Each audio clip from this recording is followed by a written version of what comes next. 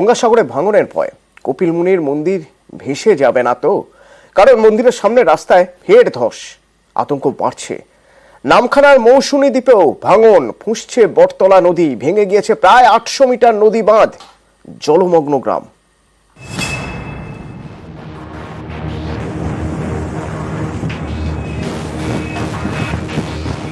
ফুঁসছে বঙ্গোপসাগর, আতঙ্কে গঙ্গাসাগর।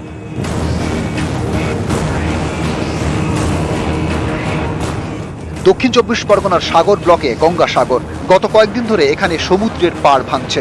রবিবার রাতে নতুন করে কপিল মুনির মন্দিরের সামনে রাস্তায় ধস নামে। গঙ্গাসাগরের 5টি স্নানঘাটে যাওয়ার জন্য একটি বড় রাস্তা, সেই রাস্তাটি তলিয়ে গিয়েছে। সমুদ্র যেভাবে মন্দিরের দিকে এগোচ্ছে তাতে আতঙ্ক বাড়ছে। প্রতি বছর যে এরকম ভাবে ভাঙছে, তার পরিকল্পনা কি হবে? কোনোদিন এসে জিজ্ঞাসা করেনি প্রতিবেশীকে যে কি একটা হবে বা কি জন্য এরকম ভাঙেছে বা কি ব্যাপার। নিজেদের পরিকল্পনা নিজেদের কাছে সবসময়।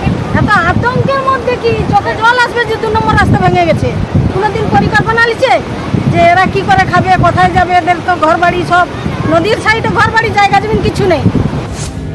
স্থানীয়দের দাবি 2 বছর আগেও মন্দির থেকে সমুদ্রের দূরত্ব ছিল 1 কিলোমিটার, এখন তা কমে দাঁড়িয়েছে 500 মিটার। সমুদ্রের পাড় ভেঙে এর আগে 3 বার তলিয়ে গিয়েছে কপিল মুনির মন্দির।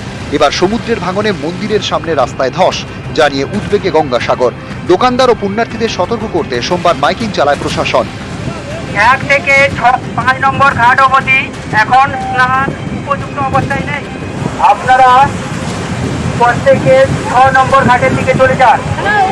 কোটালের কারণে এখন সমুদ্রের জলের যথেষ্ট পরিমাণে বেশি রয়েছে।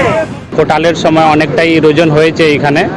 আমরা যাতে কি পিলগ্রিমসদের সিকিউরিটির জন্য অন্যদিকে শিফট করছি, যাতে কি স্নান করতে কোনো রকম সমস্যা না হয়। তার সাথে প্রশাসনের তরফ থেকে পাবলিককে সবসময় ওয়ার্নিং দেওয়া হচ্ছে, মাইকিং করা হচ্ছে, যাতে কি কোনো রকম দুর্ঘটনা না ঘটে। এমনি কোটালের সময় তো ইরোজন হয়েছে, এটা প্রত্যেক বছরই এটা ফ্রিকুয়েন্ট আছে। এবারে একটু বেশি হয়েছে, কিন্তু প্রশাসনের তরফ থেকে যা ব্যবস্থা নেওয়ার আছে সেটা অবশ্যই নেওয়া হবে।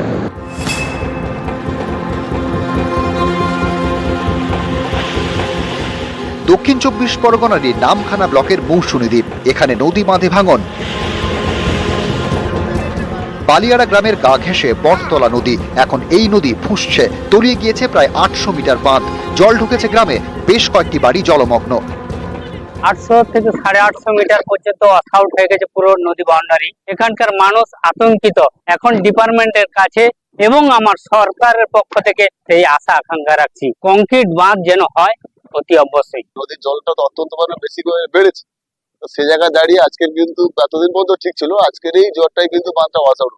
আমরা টোটালটাই ডিপার্টমেন্টের সাথে কথা বলেছি, এসডিও সাহেব এসের সঙ্গে এবং বিডিও সাহেবের সঙ্গে। যত চটজলদি হবে এই বাঁধটাকে আবার পাকাপোক্তভাবে করা যায়, মজবুত করা যায়, তার জন্য কিন্তু আমরা ব্যবস্থা চালিয়ে যাচ্ছি। আমি নিজেই ফিল্ডে আছি, আমরা সকাল থেকে দেখছি।